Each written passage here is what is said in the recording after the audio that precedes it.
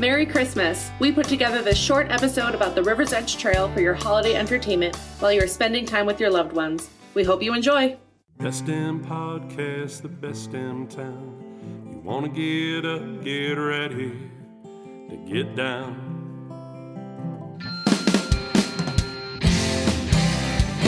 With its big wide sky and the wild river Thames.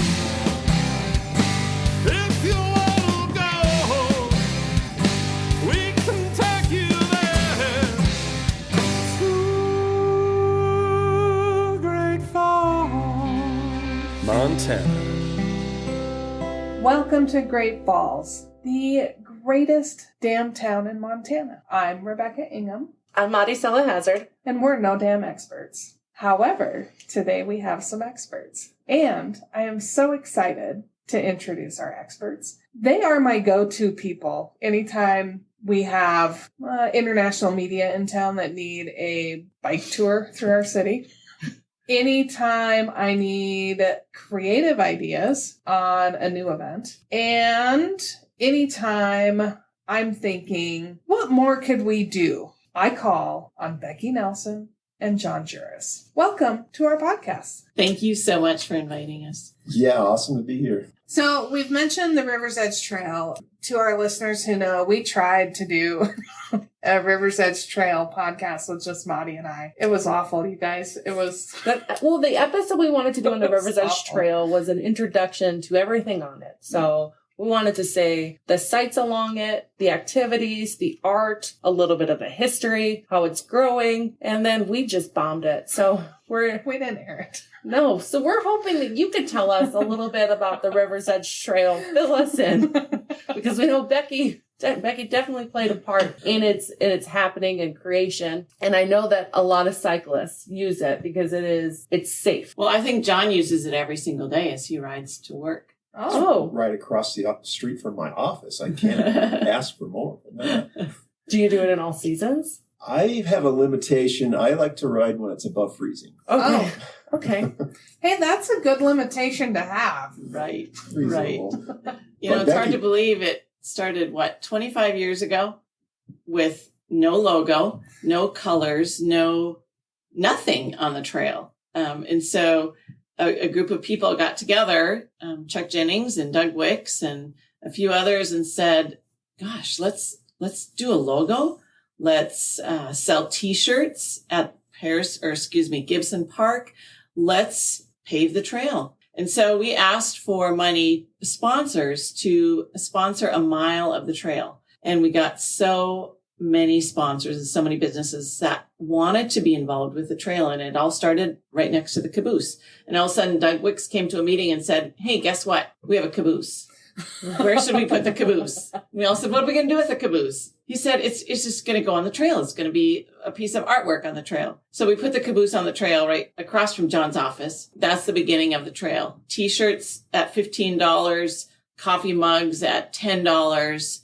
We sold anything and everything just to get it started. And so came up with a logo and a name, and it took off. Now And it's been awesome, and it's continually growing. Yeah, the trail is a story of serendipity. When you talk about growth, every time we turned around, the conditions lined up so that the progress could be made. We could have new segments of trail, amazing views. We'd have property owners who would say, yeah, go ahead, come through our place.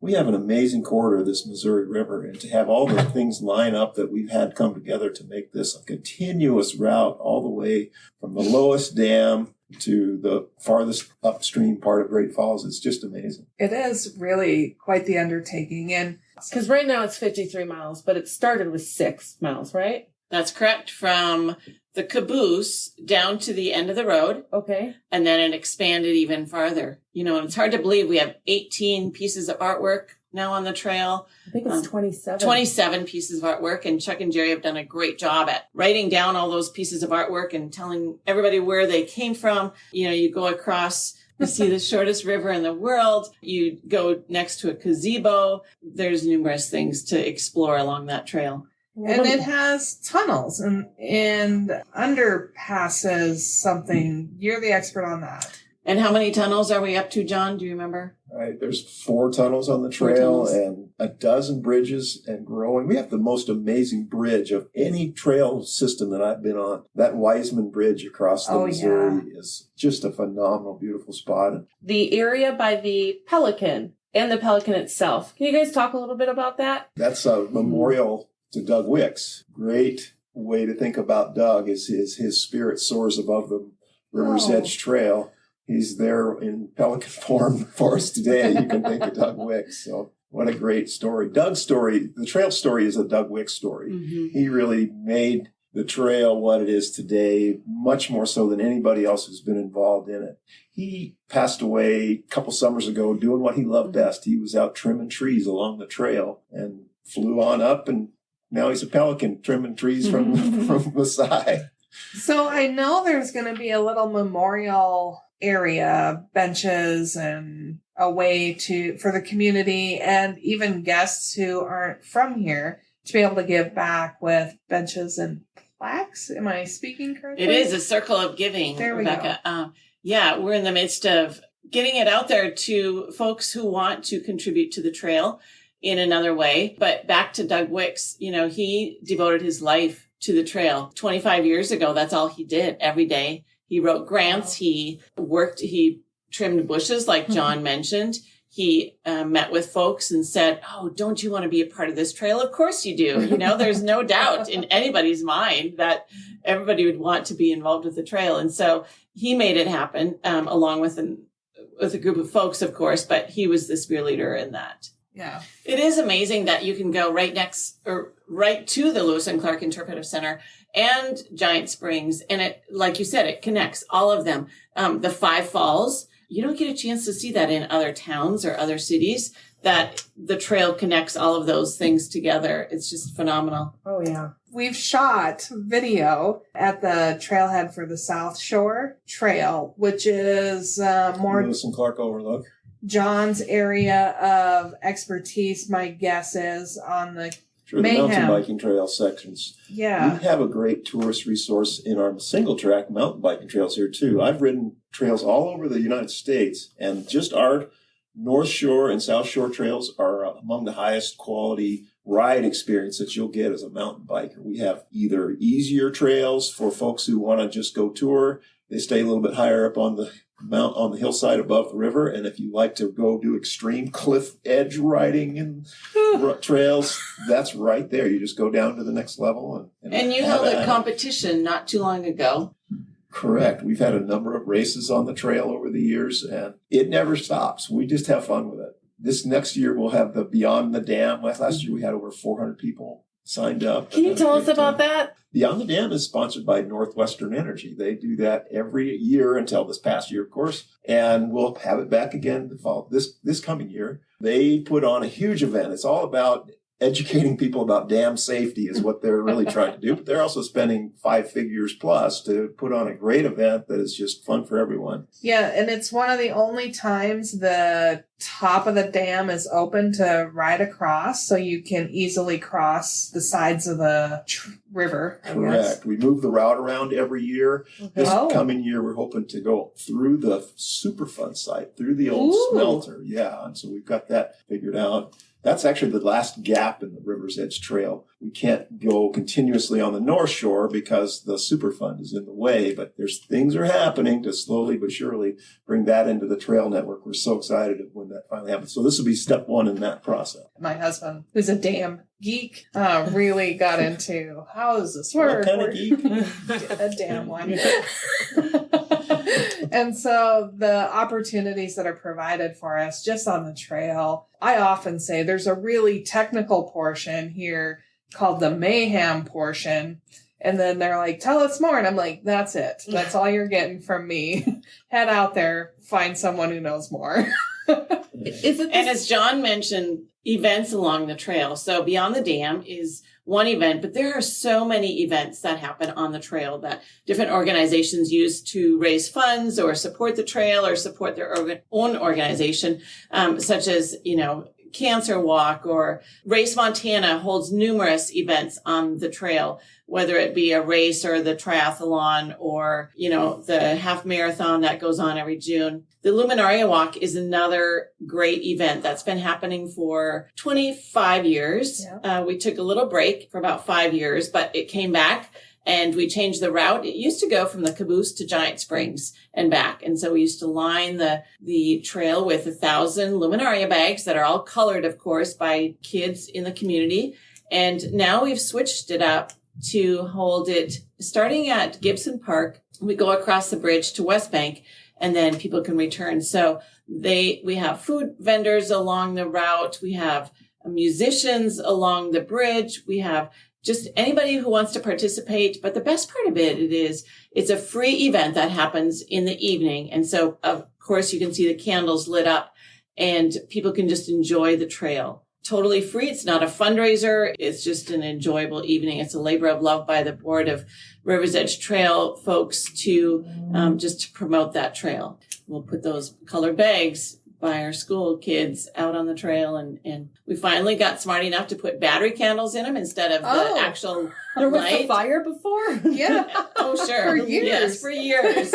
And so my kids had the little flickers and came back and said, Mom, another bag is on fire. Somebody. I love this. Because that's what I was wondering, like, wait, what if it got windy and it blew over and there's a fire? Oh, there was plenty of bags on fire. And then how we measured every 10 feet, we took a string. My kids and I took a 10-foot string and measured 10 foot. And so that's where every bag was placed, is every 10 feet with a string. We've gotten a little better at coordinating this now of every 10 feet. And please tell me a little more lax than the specific 10 feet. We are. We walk it and I'm gonna go in and spray a little orange dot on the trail. I'm going to get one of those wheels. What are the, surveyors? We did that too. Yes. How did that work? Definitely. It worked out great. Okay. My kids, went all over the trail. They didn't go in a straight line, so we had to can that. Well, if you have kids involved, I mean, they're gonna make it a little more creative than you thought. Right. So, John, share with us your favorite mountain biking trail in the area. The best one really is the South Shore Trail. So from the Lewis and Clark Overlook down to what is my favorite part, because I actually laid it out and built it, is the Lost Fork Trail down almost all the way down to Maroney Dam. Oh, wow. It's very wild. It's like back when Lewis and Clark came. There's no evidence of human disturbance except there's a reservoir down below you instead of a flowing river. It's gorgeous. And you can go and see things on there that you would never guess that you would see right next to a municipality like we have. That's the South Shore. But there are many others. You can go to the North Shore, of course. Becky, what's your favorite route in the Great Falls area? Oh, I think from the Caboose to Giant Springs, you can't beat it. I mean, it's a short ride, but brings back memories, I think, because it's the beginning. John was talking about biking that, the trail system where it's really untouched by humans, still Lewis and Clarkish. Can people walk those same trails, or is it designated only for bikes? All of our trails are open to all modes of transportation except horsemen. Their hooves are a little tough, and motorized. So you can ride an e-bike, you can walk, you can ride any kind of bicycle you want. Take your dogs with you and let them run free on the South Shore Trail. There's some great options for any kind of modes of transportation on the entire network except for those I mentioned.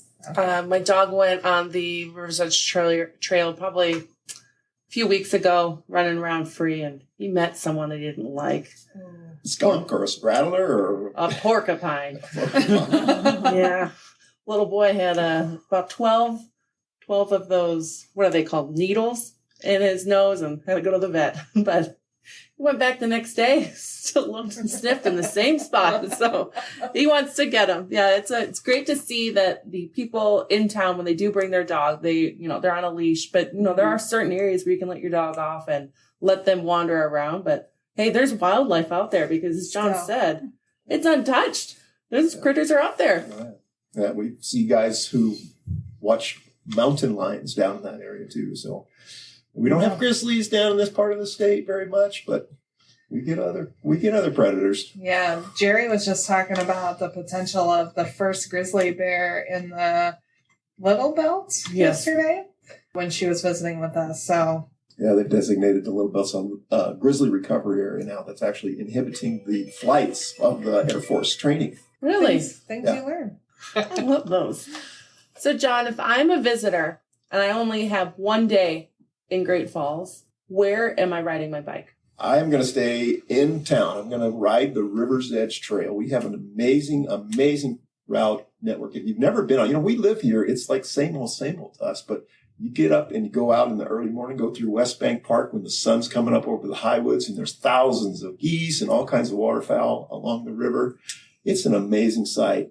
You can do that. You can go on down, like Becky's saying, to the Giant Springs, head on through the Lewis and Clark's grounds like it was never disturbed that you can go see. So there's some great options right here. Morning time, West Bank Park. Okay. I'm going to have to remember that for the next time the visitors come in and let them know. Or you could start at Gibson Park, park at Gibson Park, go across the bridge and just do a nice little loop. Take the bridge across to West Bank Park, like John mentioned, with the sunrise, and then come around on the other bridge and come back to Gibson Park. So what a perfect loop that would be. Are there any maintenance parts or anything for your bike along the trail?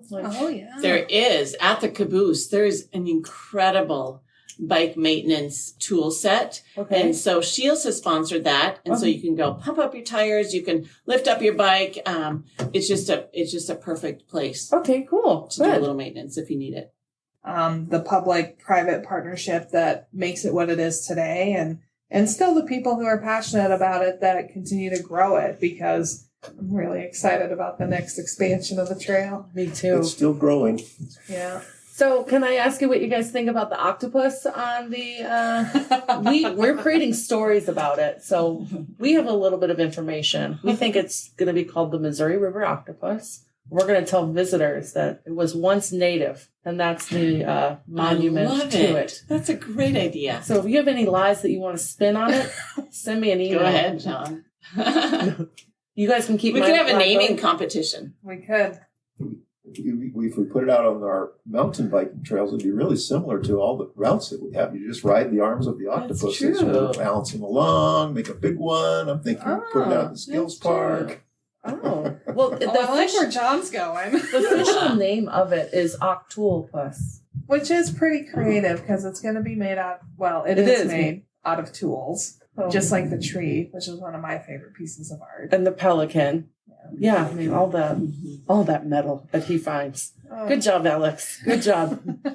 We have enjoyed our time with you guys as amazing giving professionals in our communities, hanging out in our podcast expanded studio, sharing your love and stories of the River's Edge Trail has been awesome. I'm sure our visitors listening and even our residents listening learned a little bit something they didn't already know. And as always, check out the show notes at visitgreatfallsmontana.org/podcast. I'm looking at Maudie because I don't really know what goes on here sometimes. Yeah, so we do show notes each time. We'll make sure to link information about the trail.org, as well as how you can support the efforts in its expansion. Even if you're a resident visitor, we want to see it grow. We really appreciate you guys taking your time, spending it here with us. Also, we do have the Art Along the Trail Pass, where first 8 people to finish it receive a $25 gift card to our local mall. So Shields is on there and a bunch of other places. So thanks again. There's tons on the trail. We hope you go out, bike it, walk it, hike it. Just don't bring your motor vehicle on it. And please use the pass. Yeah. And if you want to support the trail, go on thetrail.org, and there is a giving page on there just to say how people give and why you should give to the trail, just to expand it, and maintenance as well. Because you guys just completed that maintenance this year too, and that was a big portion. Exactly. So you can also donate through the River's Edge or the Art Along the Trail Pass. There's a donating option there as well. So and we'll have some Luminaria bags in case any tourists want to color. They can come to your office and color them. We should get some. Yeah, we should just make them. I'll bring some to you. That sounds great, Becky. And John, anything to add before we close? My greatest advice is to just get out there and get on the trail and enjoy it, because it's an amazing resource and people don't use it the way it could be because it's almost all to yourself every time you go out. I would say get out and you ride or walk or whatever you enjoy.